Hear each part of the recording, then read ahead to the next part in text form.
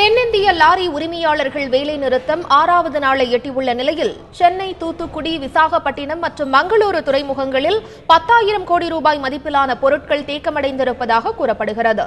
இதுகுறித்து எமது செய்தியாளர் ராஜேந்திரன் தரும் கூடுதல் தகவல்களை பார்ப்போம்.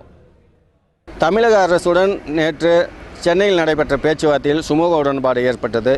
இருப்பினும் உயர்த்தப்பட்ட 3ஆம் நபர் காப்பீட்டு கட்டணத்தை குறைக்க வேண்டும் என வலியுறுத்தி மத்திய அரசின் IRDA அமைப்புடன் நேற்று பெங்களூரில் நடைபெற்ற பேச்சுவார்த்தையில் உடன்பாடு எட்டப்படவில்லை. இதன் காரணமாக தமிழகம் உள்ளிட்ட தென் மாநிலங்களில் இந்த வேலை நிறுத்தம் தொடர்ந்து நடைபெற்று வருகிறது.